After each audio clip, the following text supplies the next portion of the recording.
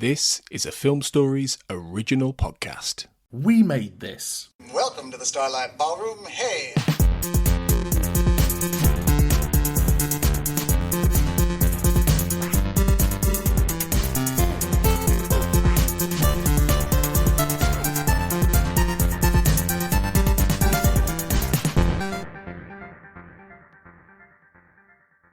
Hello and welcome to Shipwrecked and Comatose, the podcast about Red Dwarf here on the We Made This Podcast network. And we are being a bit crazy. This is our third of 7 daily podcasts covering the first 7 issues of the Red Dwarf Smegazine. And I mean, I'm pleased with myself, but I don't know about you two. How about you, Colin? What, are we pleased with you or ourselves? Well, with ourselves for doing this. That's all right, isn't it? Hello, Carl. How are you feeling? Oh, not too bad, not too bad. I'm enjoying this. It's a one a day, going through all the all the editions. It's been interesting looking back at it, definitely. It's definitely a gimmick, and I don't know when we're going to do it again, because, you know, it's a time-consuming gimmick. But yeah, we're talking about issue 3. Should we get on with it? All right. May as well.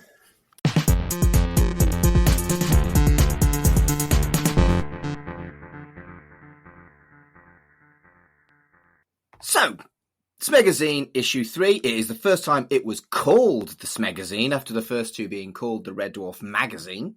And it's dated May 1992, which means it came out in April 1992. Is that right, Colin? Yeah, it was released in April, but it says May, as magazines do. I'm never going to get my head around that, and it annoys me. The front cover has more really, really awesome art, and it's got the boys from the Dwarf in the drive room. The advert on the front is for Holly, as you've never seen her before, and fuck me, there's a free badge. Yep. And the brilliant warning message. Warning, if badge is removed from cover, there will be a potentially lethal emission of cadmium-2, which I remember absolutely from the time. I remember the warning. I don't remember the badge. I'm trying to remember what the badge was. Smeghead. Was it? Oh, it was. I think it was the Red Dwarf logo, but said Smeghead. Simple but effective. Yeah. I'm kind of sad that you don't still have the badge, Colin, because we could put a picture of you with it on our socials, but as you don't have it, we can't do that. I used to have hundreds of badges, and they all got chucked out, and then I got a load more later on that haven't been chucked out, but that's not. I've always thought that Red Dwarf kind of missed a trick with merchandise, in that there's never been a sort of really thorough kind of sort of like decent amount of it. There's like the odd T-shirt here and there that you used to see the advert for. We'll see the advert for one in one of these, but same way, you know, you can buy like Doctor Who key rings and things in that nature. Red Dwarf kind of gets overlooked for that, I think. Yeah. Action figures, that'd be ace. They do some weird-ass action figures. You'd think that there'd be a market for Red Dwarf action figures. I think there may have been at the time. I think if there was the kind of merchandise collector culture that there is now, back when it was at its height of popularity, then there would have been. But I don't think that you'd got, you know, adults buying, you know, toys and stuff like that so much in the late 80s, early 90s. It's us lot that have grown up doing that have kept doing it because we've never properly grown up. That does sound fair. Yeah, I think a telling sign that they've never really had their merchandising together is I've just had a look and there's no Red Dwarf Funko Pops, and there are literally Funko Pops of everything. Yes. So the fact that the Red Dwarf isn't in there when, like, there's probably Funko Pops of us out there somewhere, I think is quite telling. I can see somebody's made some, just looking here, there's some custom-made ones, and they do look fantastic, and I'll share it to you guys later. But as far as official ones go, no official ones at all. That's bonkers. I thought literally every franchise in all of ever had got Funko Pops. Right. It's a shame. And I think, obviously, it did take a long time off in between the series. But if they did do a lot of merchandising, that would... It's kind of a testament to the program that there wasn't that much in the gap that kind of kept it going. It was more just the fan base that kept it going rather than anything else. And then the DVD releases. But there wasn't a lot of external kind of stuff there to keep the memory of it going at all. No. Yeah. But then was there as much, in that sort of time period, was there as much Doctor Who stuff? There was definitely figures. I had them. Even when it was off air? Yeah. Okay. They kind of focused on DVDs a lot. And I think... because of it, it did all right in America as well, because it was on like PBS or something. Yeah, I think they had a bigger fan base keeping it alive, and it had a longer history for people to go, well, where's my Doctor Who? Whereas Red Dwarf, I mean, if you think about it, Red Dwarf debuted in 1982, and it was off air by 1995. I want to say. So it was... It was only 7, wasn't it? The first one? Yeah, it was 87, 87. I was right. So it might not have even been on 10 years by the time it went off air. No, it wasn't quite. It was... Oh, no, actually, Series 7 may have been. Yeah. But I could be wrong. Look at us being the experts in Red Dwarf. Yeah, look at me just reading the magazine for these, so I haven't thought about things like... Yeah, should we talk about the magazine? Because we're starting to look like amateurs. Wait. We are. Anyway, so obviously we start with a comic strip because that is what we do. And it concludes the adaptation of The End. And as we've mentioned before, there's some really nice stuff like the grey rimmer and the thought bubbles of things like Kachansky actually in the white dress rather than just Craig Charles talking about it. And yeah, I think for me, this is the best one so far because it's got comfortable with how it's adapting the TV show, I think. Yeah, I like, so we're talking about some of the details in it, like the grey rimmer. Some of the details I like is they've kind of made the ship look a bit scuzzier. Yeah. Like in the bits where the cat arrives, it almost looks like it's made of like dry stone walling. Everything looks a bit muddy. And there's a bit I quite like in it that Rimmer finds Lister later, so he's not brought in specifically straight away. And Lister's in the World's End Bar and Grill, which is something I really wish we'd seen in the show. Yeah. Yeah, and I think they play with it a little bit. The cat's got claws, and there's a gag related to Rimmer being grey, which might have actually been written originally for the show when they thought he was going to be, but obviously they had to cut when it was cut because of budgetary reasons. So I really liked this. I thought this was the best one so far for sure. Yeah, I mean, at the time, I realised through reading through these that, I can't remember if we said this in the previous episodes, but Series 1 hadn't been repeated in ages. This and the videos hadn't come out yet. So this would have been the first time that I would have known the story from this. 30-odd years later, it's a bit underwhelming because I know it so well. But you have to think of how it was at the time. It has had a lot more purpose than it seems. It seems a bit pointless these days, but it's not. No, the only kind of thing I kind of agreed in that it's a story we know so well now that it did feel a little bit underwhelming. But some of the things like the shots of, the image of Rimmer trying to karate chop the cat, and things like that, just kind of add that little bit extra to it. It felt like it wrapped up really quickly. Like all of a sudden, it was like we've only got a page left.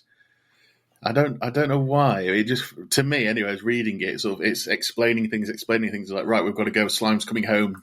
Advert for Batman and Superman. It's less pages than some of the earlier ones, I think. It's only, I think it's 15 pages, whereas I'm sure some of the other ones were 20. So yeah, that might be why. Okay.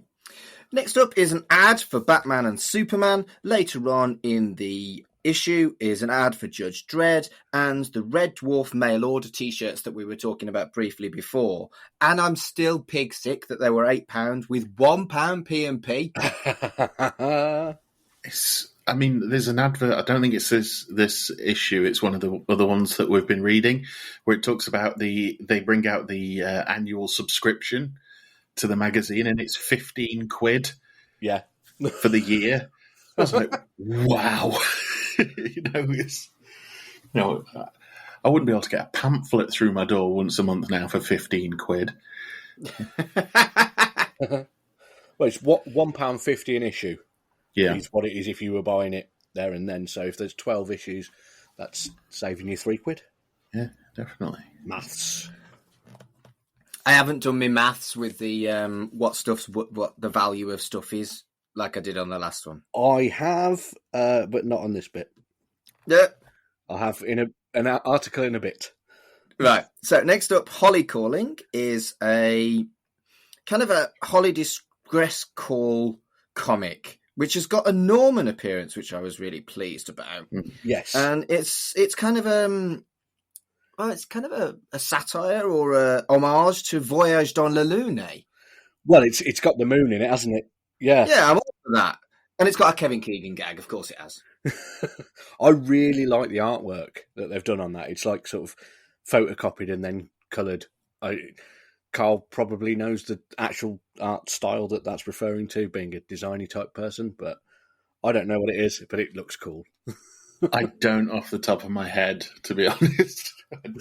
But I wasn't a massive fan of this, just purely because one of my only real gripes with this magazine is to say that, like we said, it's only 15 pages or so, or whatever we said it was. It's there's a lot of filler, and this just felt like more filler. No, that was the comic strip was 15 pages. The whole thing's 40. Oh, right, so the whole thing's 40. But obviously you've got the next page is a random poster of Holly, and this it didn't grab me at all. This, it just felt like they were desperately trying to fill a page, which they probably were. I quite liked it. It was odd. I think that's probably why I quite liked it. And I've always liked the Voyage dans la Lune. I think it's a lovely piece of history that, it's a rare thing that and you can watch it on YouTube. And I think maybe it was probably just that image that made me happy. It's totally ripped off from the Smashing Pumpkins Tonight video, though. Yeah. That came out in 1995. With the guy who does SpongeBob SquarePants in it. Yeah. Next up is your first pin-up, and it is Virtuous Holly. And later on, you got Hollow Ship Rimmer. And, as pin-ups go, you've only got one woman. I suppose you've got Kachansky as well. But Hollow Ship Rimmer, it's an odd choice. I think it's the suit.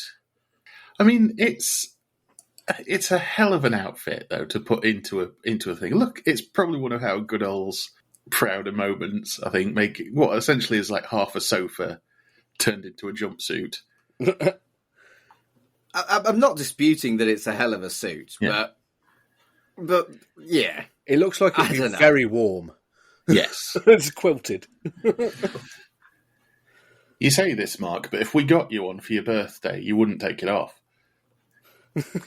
True dat. Next up is the Hattie Hayridge interview, and she talks about the interview process and dispels the myth that she got the job automatically. She had to audition for it. With 10 others. Yes, and she describes herself as an actress and comedienne. Yeah. And there's some really fucking scary art. Yeah, there's just one. On one of the pages, they've just got, it's a cartoon picture of Holly, and they've just stretched it and squashed it twice. So it's the same picture 3 times, but in different aspect ratios. Yeah, it's bizarre. You get the feeling that they were supposed to have 4 separate pictures of Hattie Hayridge, but when they've gone like, where are the others? Where's the other 3? We've only got like 24 hours till this goes to print. What are we going to do? Same picture, stretch it. I genuinely don't think you're far from the truth with that, Carl. I think they were on. No, well, we've mentioned this before. They had a tiny little team, and they got it out every month. So good for them. I've just noticed that actually 2 of the 3 pictures are actually identical aspect ratios as well. The 2 vertical stretch ones are both exactly the same. I just found this interview funny and witty. She's clearly a hell of a comedian. And she calls herself a comedienne. I think that's the time, though. Yeah, I think we just call male and female comedians these days. But she's a hell of a comedian. And she's just so charming in this interview. It's my favourite of the interviews so far, I think. Yeah, definitely. She comes across really, really well in it. Yeah, I think the interviews in these I keep wanting to say episodes, in these magazines have been the highlight for me. They're whoever it is that's behind the magazine is obviously familiar to the cast because they're very kind of like just sit down having a cup of tea and having a chat. But there's a lot of information in there. And I can imagine it obviously being a different time. Now I can imagine, you do 8 billion podcasts and 300 website interviews about Red Dwarf and stuff like that she may just repeat the same stuff. But at the time, this is still a lot of information that we wouldn't have been privy to at the time about what Hattie Hayridge has been up to. Yeah. Yeah, that seems about right. You've got the bit in there where they're asking her how she feels about her depiction in the comic, in the magazine as well. And she says, I'm absolutely fine with it as long as it's true to the programme and there's no gangbangs. It's like, okay, fair enough. It's weird that these moments in this where it's like, some of the stuff you're like, well, that's aimed at kids, like the quizzes and stuff. And then in the depiction of the comic strip of the end, you've got Rimmer trying to take a woman's bra off. Yeah. And then you've got Hattie Hayridge saying gangbang. There's other episodes that we're going to get to later on. There's even more stuff that I remember at the time reading and I shouldn't be reading this. Yeah, Red Dwarf never gets it right, and that's part of its charm. Yeah. Next up is Kat's Fashion Tips, which has some fashion tips with tick boxes on clothing items, great, good, bad, or suicide. And obviously I loved this. The one thing that I found sort of a bit surprising is, although it sounds, if you think about it, if it wasn't for who wears that kind of thing, yes, you could see it as more of a Cat thing. But he's put Admiral's uniform as being quite positive. I think he's put that as good. Which the main person that would choose to wear an Admiral's uniform is Rimmer. And that's true. Can't imagine the Cat saying that Rimmer is well dressed at any point. Yeah. Well spotted. I like it a bit less. I did enjoy the condescending paragraph about monkey fashion. I was just quite annoyed that there's very few things in there that I generally would wear. But all of the things that I would wear or have worn in the past, he's put as suicide. Flared trousers and leather jackets. Bobble hats. Yeah. And whenever he's like, the London Jets T-shirt, I always go, I'd love to have had a London Jets T-shirt. I have seen some online that people are making, on their own, and I am always tempted to get a London Jets T-shirt. Yes. That's a cool T-shirt. I saw an amazing T-shirt the other day as a slight side tangent. Are you familiar with Jim Will Paint It? Yes. Love him. Right, Jim Will Paint It has done a Starbug as Nyan Cat T-shirt. What? Oh, I thought you'd like that. What? Mark is already ordering it. I was going to say that's two of Mark's worlds just colliding. Yeah. What? It's very rare that I am speechless, but what? I'll send you a link. It's about 20 quid, but want. Next week we'll find out he sold the laptop to get a T-shirt. Next up is a review of Red Dwarf on video, which completely and utterly scuppers my memory of Red Dwarf 1 and 2 not being released until 3, 4 and 5 had been released. And So they didn't like the cover art and warned newer fans, and I'm like, "Fuck you! The cover art's great." It's not even so much the cover art. They're really slagging off the size of the font on the spine for being too big, and they're really taking umbrage at that. And it's like, is it that important? Does it matter? Yeah, it's weird because when they're sort of talking about the episodes in it as well, when I first saw this, I was like, this is a 2-page advert dressed up as an article. And then I read into it, it's like, they actually knock a couple of the episodes in it as well. Yeah. They knock Better Than Life. And I was quite surprised. I was like, oh, that's a remarkably even review.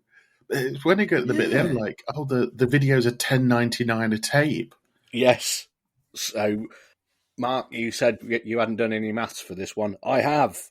$10.99 per tape, which works out, if you put it in the inflation calculator, as £23.28 in now money. So that works out as £7.76 per episode. And you can buy the complete season on Amazon for $2.99. Oh, God. So it was expensive as fuck. I was going to say the box set of Blu-rays is £30. Yeah. So, oh my goodness. Yeah, well, that's what it was like at that time. I remember paying £10, £15 each for Doctor Who videos around this time, and that was basically my pay for a 4-hour shift at TJ Hughes. A little insight into my job as a 16-year-old there for you. And so it confirms that 3 was the first series that they released on video. And like I say, completely scuppers what I thought was the release schedule. And then they speculate about whether 1 or 4 will be released next. And I guess we'll find out later on when we look at a latest magazine which one of those did get released next. Yes.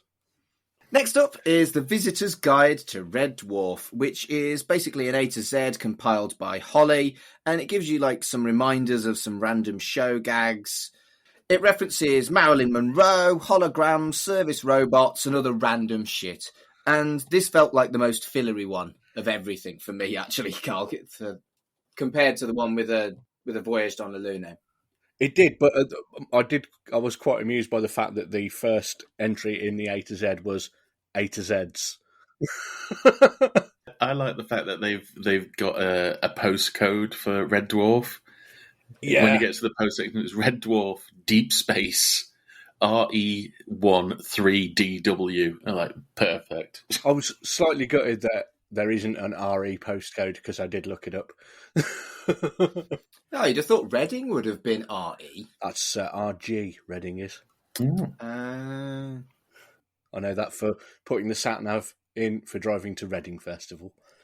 And it's always fun that, they may be grasping a little bit when X is express lifts. Yeah.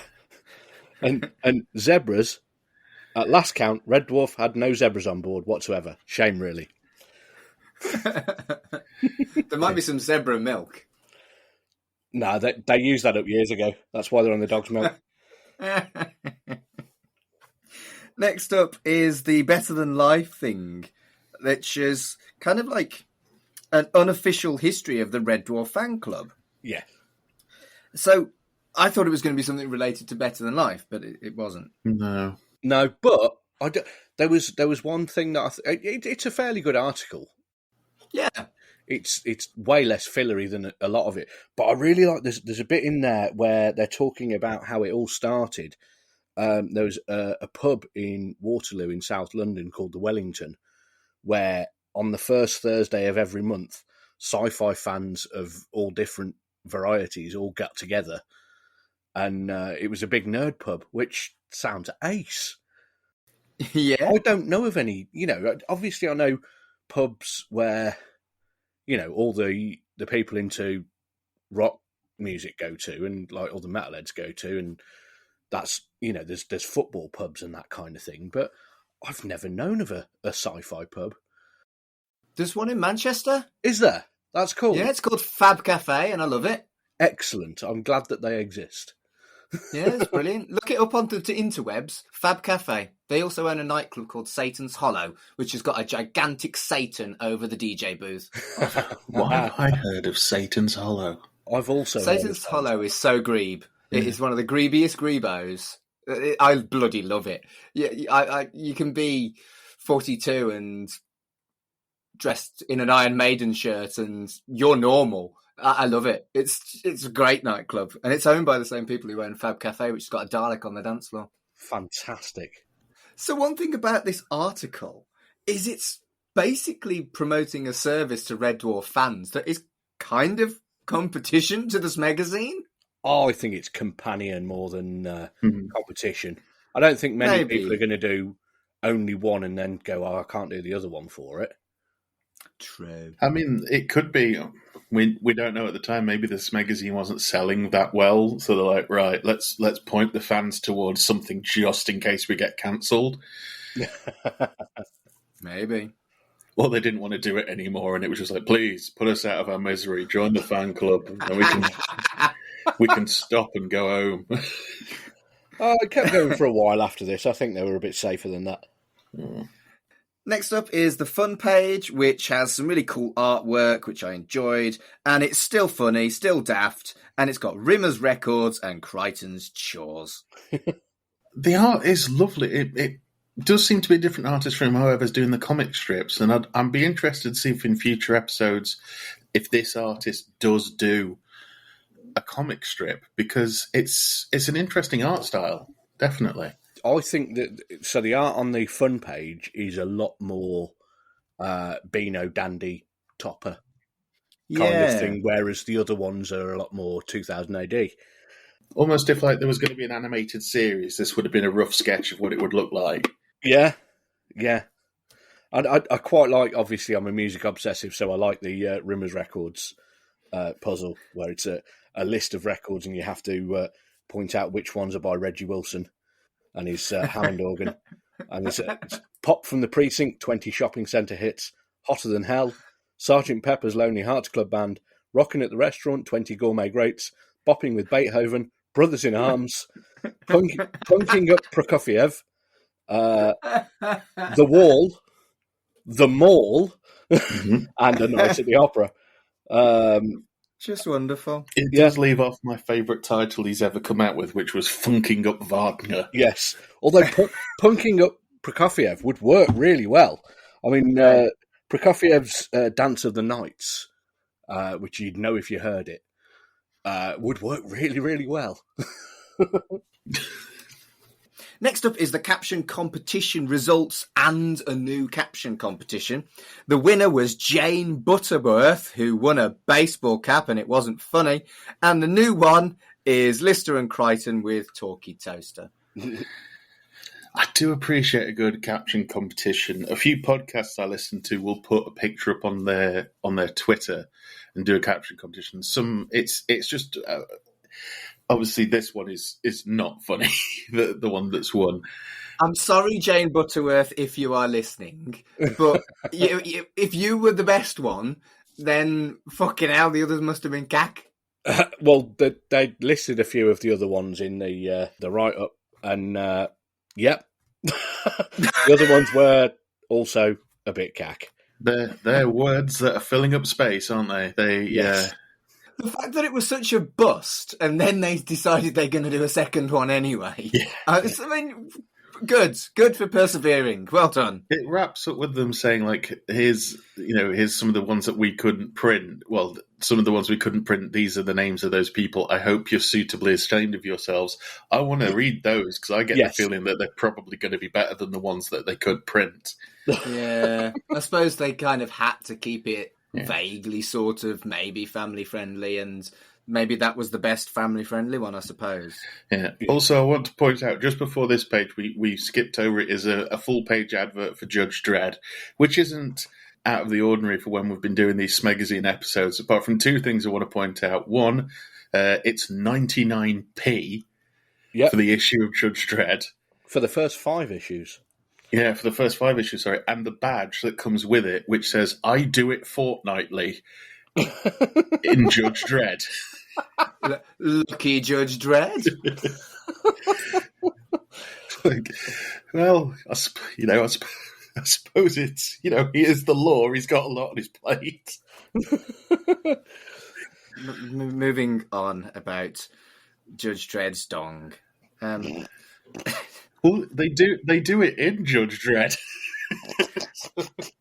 Oh, so let's move on, Carl. Next up is the fucking Red Dwarf fucking quiz. There's two, and one's dead hard, and one's reasonable, and the other one's dead hard. And be honest, how much did you get in the first question, which was for people who know a fair amount? I did all right. I got pretty much all of the ones in the first one, apart from the how many stasis booths does Red Dwarf have? See, I knew that one, but I'd forgotten the name of Ace from his friend that looks suspiciously like Holly, because I've not watched that particular episode for a while, because I'm waiting till the episode comes up. Although you lot have already listened to it, we're just recording it before then. Yeah. So you both got 9. Yeah. Shame on me, I got 8. All right, how did you both do on the questions for people who spend all day glued to videos of the episodes? Not as well, to be honest. Me neither. I think I got 3 in that one. I also got 3. Let me just double check. 1, 2, 3, 4. I got 4. So we all did okay. Yeah. I don't think we should be too ashamed of those results. If people are listening along with us and looking at these magazines, tell us how well you did on the quizzes as well. They'll all just say 10.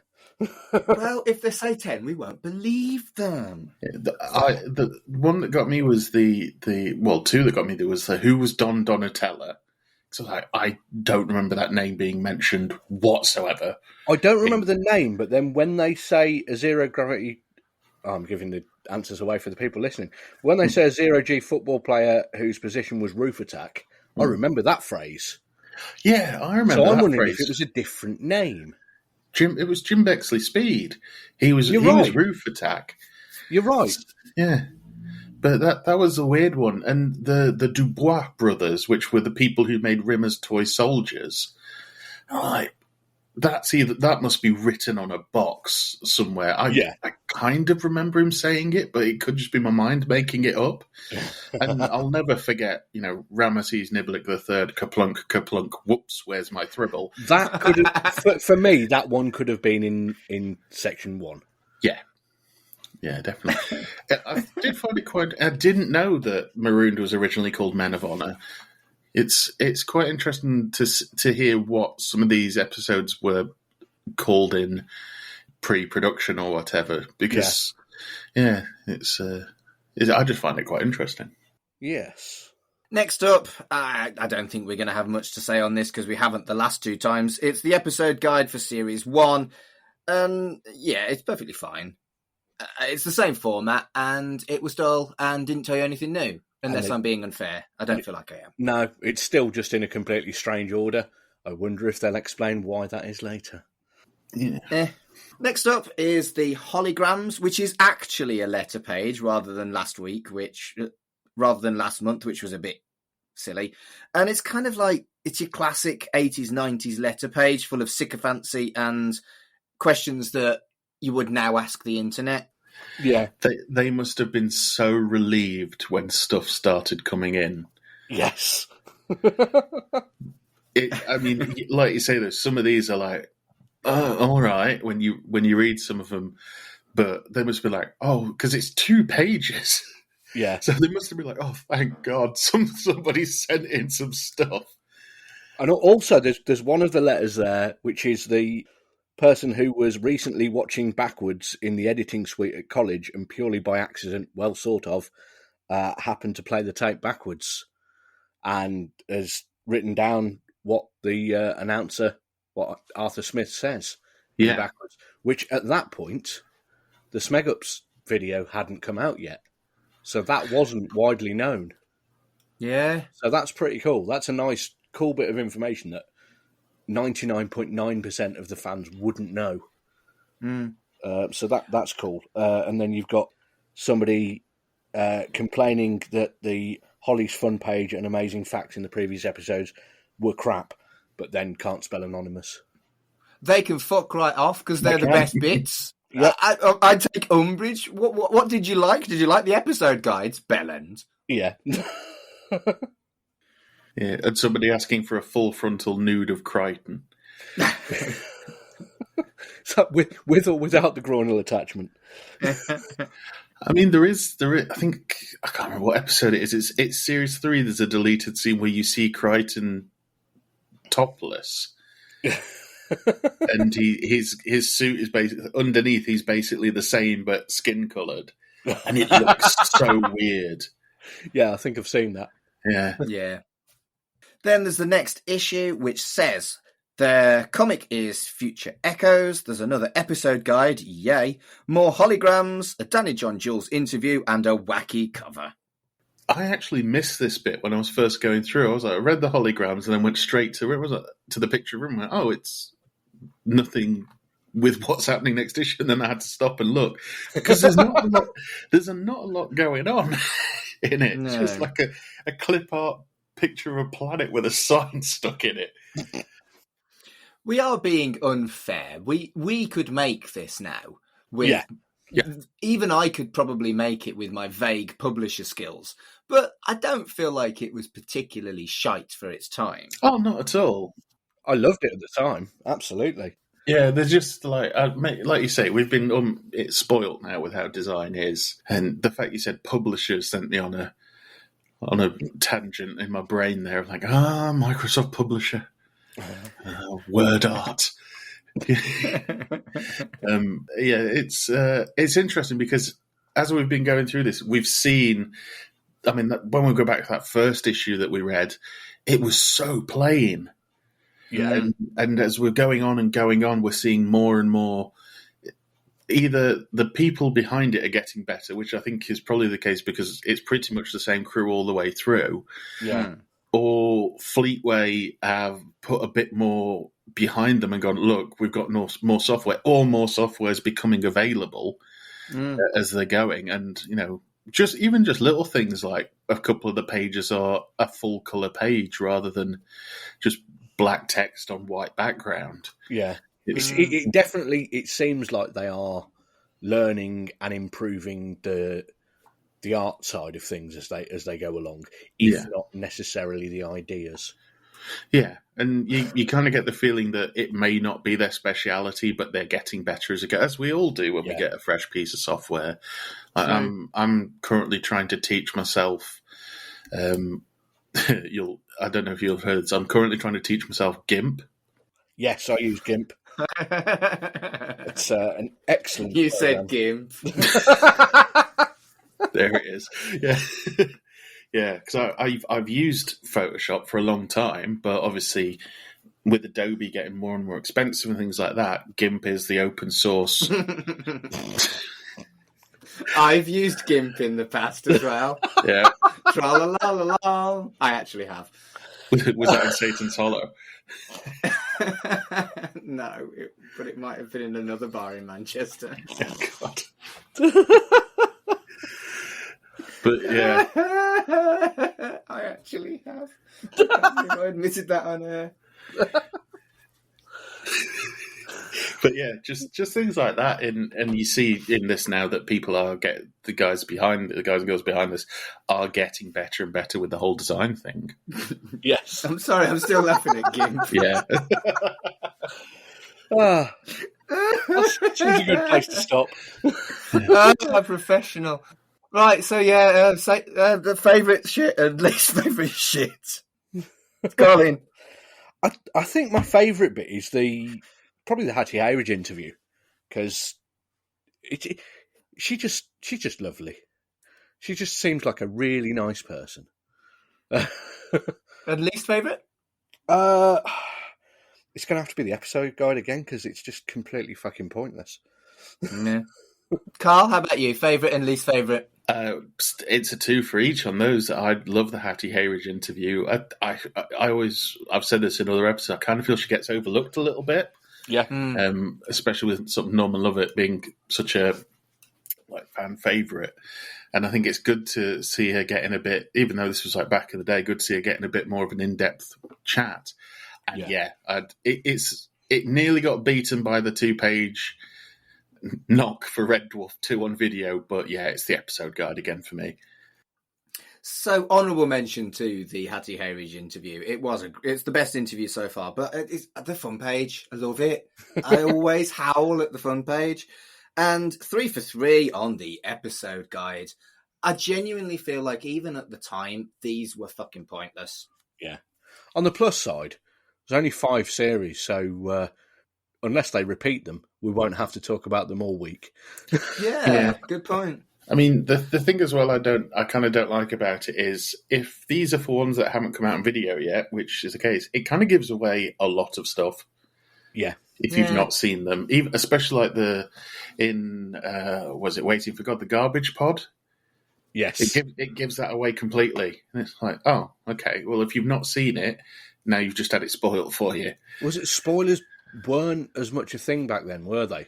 No. I know they definitely weren't in the late 70s, early 80s, because I know David Prowse went round on various interview programs telling everybody that Darth Vader was Luke's father before Empire had come out. Smooth.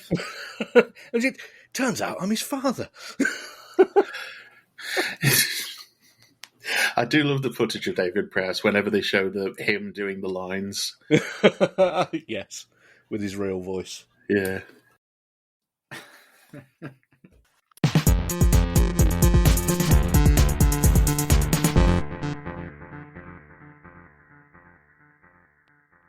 So that's it for today's episode. I don't think we need to go through all of our podcasts, do we? We'd be here for another quarter of an hour. We're with yours, yeah. Yeah, I'm at Mark Adams HC on Twitter. How about you two? You can find all my stuff at allmylinks.com/Mr. Carl, and then pretty much everything I've got's there. Show off. You can find me on Twitter at MogWifeFearSatan. Right, thank you for joining us. We'll see you tomorrow. And until then... Right, time for some high tea down Satan's Hollow. Mark, zip up my suit, will you?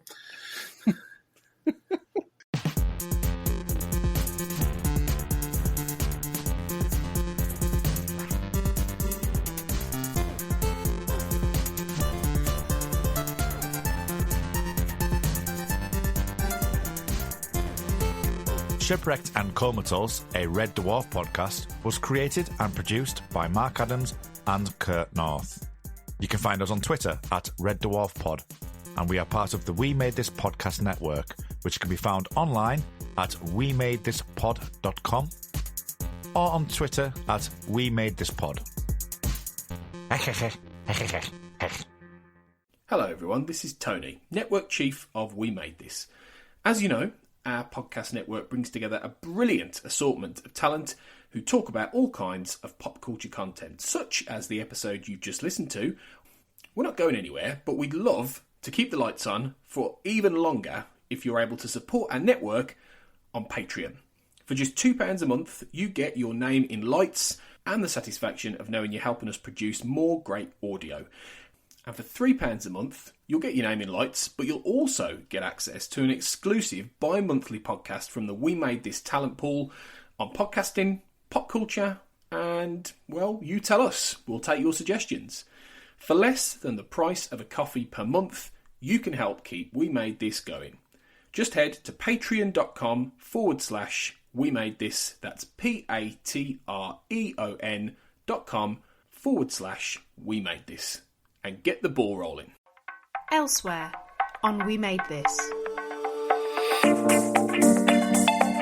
Pick a disc. Imagine if George R.R. Martin had a mental breakdown, decided that his main mode of transport was talking to him and telling him to kill people, and he somehow managed to find a way into Game of Thrones, and he was told to kill Sansa Stark because she reminded him of an ex-girlfriend. That's technically what the plot of this album is an analogue to. Yeah, you kind of nailed it. Yeah. So